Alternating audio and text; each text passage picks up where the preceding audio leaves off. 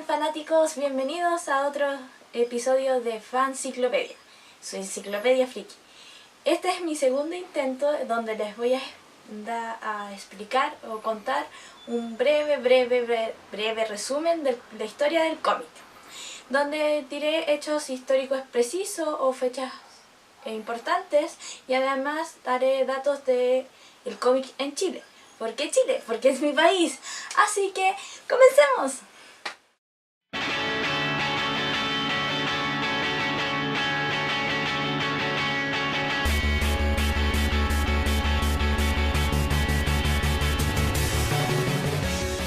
Primero que todo, ¿qué es cómic? Según la RAE, cómic se define como una serie de viñetas con un desarrollo narrativo. O los libritos que vemos en el kiosco.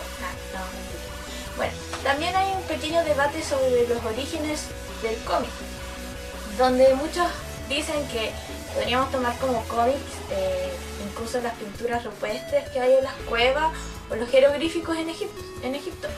Pero opinión personal, yo creo que el cómic es todo que ha sido impreso y se ha masificado o ha sido difundido en masa. Y todo esto empieza, a mi opinión, desde la creación de la imprenta, que fue en 1944. De ahí en adelante yo creo que todo lo que se hizo es cómic relacionado con esto. Así que, como se dan cuenta, la historia del cómic es muy larga.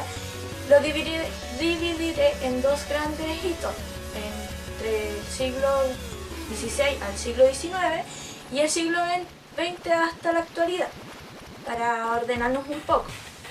Así que vamos a comenzar. En el siglo XVI, lo primero que se dan son impresiones individuales en pliegos llamados aucas y aleluyas. Son como laminillas coleccionables, así como antes lo hacíamos con los tazos, más antiguamente lo hacían con esto. Las aucas, las aleluyas, explican historias o dan historias, relatos religiosos, por eso aleluya. Y las aucas son historias paganas. Pagano no es brujería o Halloween, pagano es simplemente cosas que no son religiosas. En este caso eran cosas cotidianas, como doncellas enamoradas y cosas por el estilo. Entonces después nos damos un salto enorme al siglo XVIII, para resumir. En el siglo XX, ¿cuál es la importancia de esto? Que hay humoristas gráficos, los que empiezan a usar los globitos de diálogos, donde se dice, se habla, o se grita, o se piensa lo que va diciendo el personaje y todo eso. Ustedes saben. Después nos damos un gran salto al siglo XIX. ¿Por qué? Les dije, iba a ser un breve resumen. Que lo que importa aquí es la aparición de los primeros personajes identificables. Ya no solo eran historias o sátiras políticas. Antes eso era lo muy importante. Antes casi todos los cómics, mejor dicho, viñetas, salían en el diario, en el periódico, y eran prácticamente sátiras o humor político, para molestar a los gobernantes de la época. Lo importante del siglo XIX es que empiezan a aparecer los personajes con los que tú te puedes identificar. Como en Alemania están los hermanos Max and Bortis. En Estados Unidos está el pequeño oso y el tigre, no lo diré en inglés. Y en el caso de Chile, sí, Chile también está teniendo avances en el cómic. Aquí nace el cómic en Chile, igual con un tinte de sátira política, y también sale en la prensa. Ya en el siglo XX, Estados Unidos se hace más notorio en esta época. Todo lo que mencioné anteriormente era casi en Europa, sí, los europeos en la última chupa de mate. Pero Estados Unidos destaca en el siglo XX porque hace más masivo el cómic, gracias a la prensa en masa. Como había mencionado anteriormente, los cómics salían en el diario. Entonces, esto es gracias a dos grandes editoriales. No es más de son Heart y Pulitzer. Sí, Pulitzer, el mismo de los premios Pulitzer de periodismo, todo calza. Entonces, pero aquí ellos se enfocaron tanto en público adulto como niños, incluso en extranjeros que no sabían hablar inglés. Todo esto con solo un motivo comercial y tener más dinero, pero eso no viene al tema. Volviendo, Gerard era este caballero, fue mucho más avispado que su otro compañero, porque él creó la primera institución en industria de distribución de cómics, haciéndolo más masivo. Dentro de estos cómics podemos encontrar a Betty Boop, el Popeye, Daniel el Travieso, Félix el Gato y entre otros, que fueron más masivos gracias a esta jugada del caballero.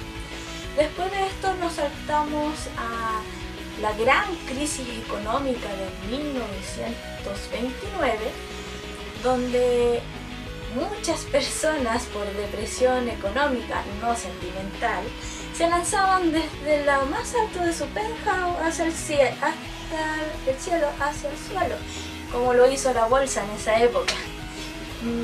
Ya en la época de los 30 es muy masivo el robo y los grupos organizados, pandillas, es decir, aquí nacen los gángsters. Y también nace un nuevo género que son las cómics policiales. Un representante de esto es Dick Tracy, el de la chaqueta amarilla.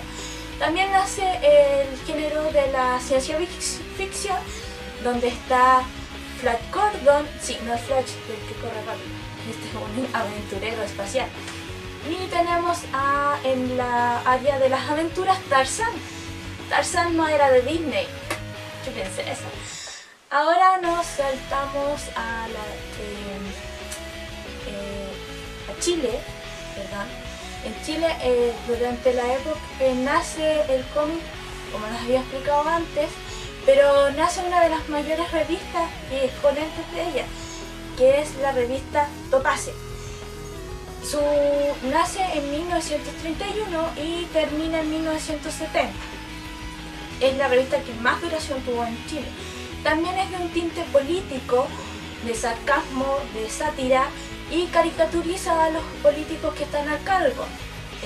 Algunos hicieron cosas como censurarlo o sacar ediciones, en cambio otros presidentes se lo tomaron muy bien e incluso tenían cenas privadas como muy buenos amigos con los directores o editores principales de la revista. Tenían un buen sentido del humor. De ahí nos saltamos a la época de los superhéroes. Ya, como había mencionado antes, empieza la época de los superhéroes, pero primero el ítem más importante fue que el cómic se desliga de la prensa escrita, es decir, de los diarios, y empiezan a crearse sus propios comic book. Es un término gringo, pero nosotros a los cómics, como les decimos, empiezan a verse como es hoy en día, en un pequeño libro. ¿Qué es lo importante de esto? Que le da lo importante es que aparecen otros héroes independientes, como el Fantasma, que utiliza un traje morado con antifaz. Antes de hablarles precisamente de los superhéroes, hablaré de las dos grandes editoriales que conocemos. Primero hablaré de DC Comics, que fue fundada en 1934. Esta nace de la fusión de tres editoriales, terminan llamándose Detective Comics, es decir, DC. No es hasta 1938 que aparece su gran juego y su gran lanzamiento, o mejor dicho, el que revoluciona todo esto. El primer superhéroe, Superman, el hombre de acero. Él es publicado en la serie de cómics llamado Action Comics 1. Este ejemplar fue el más valioso y hoy en día es el más costoso por su valor de colección. Además, años después, un año después, en 1939, se intenta crear un superhéroe con ejes más humanos, que en este momento nace Batman, el multimillonario complejado por la muerte de sus padres. Pobrecito. Después nace mi amada superheroína. Nace Mujer Maravilla en 1941. No hay más que decir que me encanta. Adoro. Especialmente ahora que sale más griega. Ella, ¿por qué nace esta superheroína? Por los nuevos aires de modernidad de la época, donde la mujer ya no es sumisa, no se quiere ver débil, quiere ser más independiente. Por eso, con la necesidad igual de traer un grupo más femenino, se crea la Mujer Maravilla. Dato curioso, el creador de la Mujer Maravilla fue el mismo que creó la máquina para detectora de mentiras. De todo calza, eso explicaría por qué el arma principal de ella es un lazo que te obliga a decir la verdad, que no serviría a más de alguien. Y ahora, el lazo de la verdad de la Mujer Maravilla. Me encanta ver las telenovelas de la tarde mientras tejo. Sí. Volviendo al mundo del cómic, preguntándonos qué pasa en la vereda del frente, sí, me refiero a Marvel Comics. Antiguamente se llamaba Tiny Publication. Era una editorial modesta, pequeñita, medio pobre, casi familiar, pero aún así se arriesgó y se lanzó el carro de los superhéroes. Entre ellos lanza por primera vez a Namor, que es el superhéroe con anitas en el pie, que es como la Aquaman de ellos. Después está Antorcha Humana, no es Johnny Stone de los Cuatro Fantásticos, nada que ver, es otro. Y está Ángel, pero no es el Ángel de los X-Men, son los primeros intentos. Pero quien le dio la gran popularidad a esta editorial fue Capitán América, quien gracias a la Segunda Guerra Mundial, y eso que Estados Unidos todavía no entraba en el conflicto bélico, gana mucha popularidad. Así que podríamos agradecerle al chico patriota que Marvel sea quien es hoy en día. Ya con estas dos editoriales importantes, podemos decir que se han plantado las bases del cómic como lo conocemos hoy en día.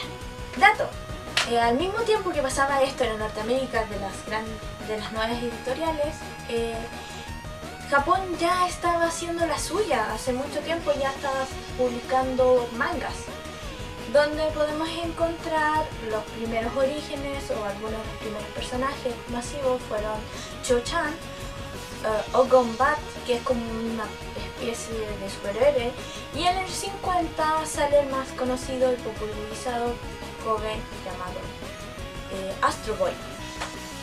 ¿Sabían algo que muchos dicen que este personaje está inspirado en Mickey Mouse? Eso explicaría los grandes ojos. Por si acaso, no es un complejo de los japoneses como muchos dicen. En Chile, en la década de los 50, surge el boom es como la era dorada del cómic en Chile, ya que se nacen los personajes que hasta hoy en día son más conocidos. Por ejemplo, Condorito. Sí, Latinoamérica, Condorito es de Chile. También nace Mampato, que son las aventuras de un niño que viaja en el tiempo y explica y cuenta hechos históricos. También está el cómic Barrabás. Este cómic, para sorpresa de muchos, es la primera revista deportiva e infantil y creada por un cobiavino, igual que yo. Don Guido Vallejos es su creador, que lamentablemente hace un tiempo estuvo en boca de todos por motivos de hechos policial, pero no viene al caso. Otros dos personajes que nacen en esta época son Pepe Antártico y el Pingüino.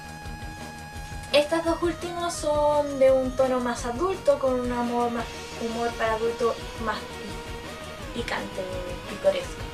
Otro aporte importante para Chile fue la editorial Zig-Zag, que empieza a publicar los cómics de Dr. Mortis. que se trata de historias de terror. No me gusta eso, pero era importante decirlo. Dato interesante, esta novela empezaron como radioteatros, pero en los 40, por su gran importancia, en los 50 se juega y se lanzan estos cómics.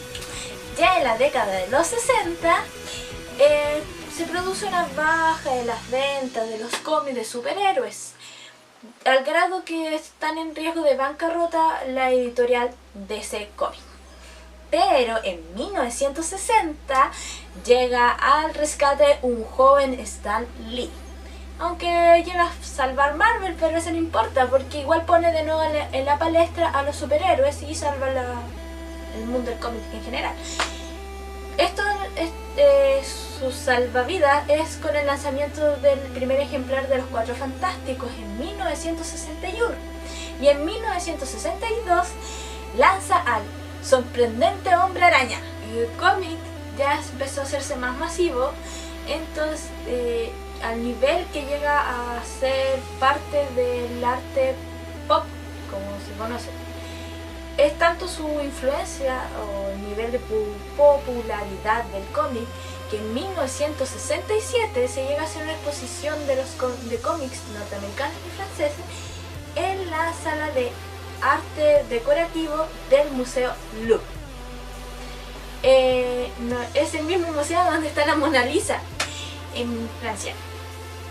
Dato curioso, Violeta Parra, la cantautora chilena, hizo su exposición en la misma sala. Dato curioso. Chúpense eso. Ya el cómic empieza a alejarse un poco de los niños y empieza a interesarse en capturar a público más adulto, jóvenes adultos o adultos en sí, con personajes como la francesa Barbarella, la norteamericana Vampirella y los japoneses Lobo Solitario y su cachorro. Las dos primeras tienen un alto contenido erótico, bien sensuales ellas, y el último, el japonés, es más relacionado al cómic que conocemos hoy en día, con un alto contenido de sangre, muy gore. Datos. Mientras tanto, en Estados Unidos se produce ¿cómo podría decirlo? Como una revolución o se abren los ojos, dándose cuenta de que en esa época estaban pasando cosas más importantes que simplemente una persona en calzoncillos te viniera a salvar. Por eso se empiezan a tomar temas más humanos como la drogadicción y el racismo. Ejemplos de esto son la línea de cómic que se lanzó de Linterna Verde junto a Flecha Verde, donde toman los casos sociales y la drogadicción está muy presente en esto. Especialmente porque el acompañante de Flecha Verde, Rapidín, pero en inglés no lo voy a decir, es un adicto. En el caso de Marvel juegan una carta muy importante con la creación de X-Men. X-Men no es, para dato curioso, X no es de Gen X o de cualquier cosa, es del apellido de Charles Xavier. Xavier es el apellido y se escribe con X. Podríamos decir que son los hombres de Xavier. Lo importante de este cómic es que presenta de una forma disfrazada pero muy realista la discriminación racial. Ya en Chile, a fines de los 60 y principios de los 70, el cómic empieza a decaer. No hay mucha creatividad, entonces lo único que se hacen es tomar obras literarias o hechos históricos y hacerlos cómics. Esto va decayendo y llega prácticamente a la muerte del cómic en Chile, especialmente se profundiza esto o se hace más notorio durante el golpe militar o el gobierno militar, depende del color que tú quieras. Mientras tanto, en Japón ya la difusión del manga es mucho más masivo gracias a la revista Shonen Magazine, en los cuales se juegan también por capturar al género femenino con historias como Cal. Ya en la década de los 80 y 90, si voy a tirar todo en una, pasa algo muy chistoso. Todos los niños que crecieron leyendo los cómics ahora son los adultos que los hacen. Son fanáticos que reescriben y dibujan a sus héroes favoritos. Pero también pasa que crean nuevos personajes, incluso se las juegan creando nuevas editoriales. Algunos de estos personajes nuevos que hicieron furor fueron las Tortugas Ninjas, Hellboy, Watchmen y la espeluznante personaje de Spawn. Mientras tanto, en Chile surge de las cenizas de nuevo el cómic, gracias a revistas como El Trauco, Matucana y Bandido, lo que trae a la palestra nuevos personajes y nuevas historias. Mientras tanto, en Japón, gracias a la película Akira en 1988 y gracias a otra Akira Toriyama, gracias a su animación, o mejor dicho, anime Dragon Ball en 84, se hace más masivo el arte japonés, por decirlo un nombre. El cómic, o mejor dicho, el manga, llega a tal nivel en el occidente que en Europa conquista y en todo el mundo conquista a lectores que ni siquiera el cómic norteamericano había podido conquistar. Ya en el siglo XXI los cómics se hacen mucho más masivos por las adaptaciones de estos al cine, transformando a los superhéroes en algo más masivo. Y sorprendentemente ahora las convenciones de cómic como la Comic Con cada vez eran más masivas y se llenaban de mucha gente. Esto también demuestra que este mundo, que antiguamente se decía que era un mundo bajo tierra, que tiene su término en inglés, que no lo voy a decir, se volviera más de gente normal y común, dándole un nuevo auge al cómic o más dinero. También pasa algo en esta época que las editoriales, para darle más gusto a los lectores, empiezan a matar personajes, a revivirlos, a crear mundos paralelos y empiezan a crear muchas cosas. Y tengamos memoria, el mundo del cómic es de mucho tiempo, entonces necesitaba material nuevo. ¿Qué es lo que deciden las grandes editoriales, es decir, Marvel y DC? Es hacer un borrón y cuenta nueva. En el caso de Marvel nos presenta el Ultimate y en el caso de DC nos presentan a los nuevos 52. Mientras tanto, en Chile se produce que, como había comentado antes, el cómic se hace más masivo en Chile gracias a la revista Caleuche y a Mítica Ediciones, que nos presentan, por ejemplo, Zombies en la Moneda y Me Llaman Pulp. Bueno, espero que les haya gustado este video, espero que tengan conciencia que fue hecho por una fanática a fanáticos. Espero que sus manitos, sus deditos arriba, sus me gusta, sus comentarios, y espero verlos pronto. Chao.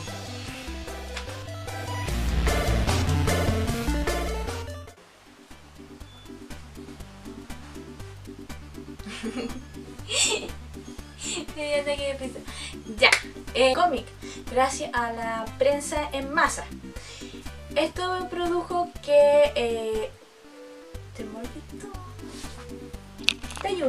y en 1962 viene el joven Spider-Man, su vecino, su amigable vecino, y eso lo dije horrible. Desde que te conocí, yo quiero estar a tu lado siempre.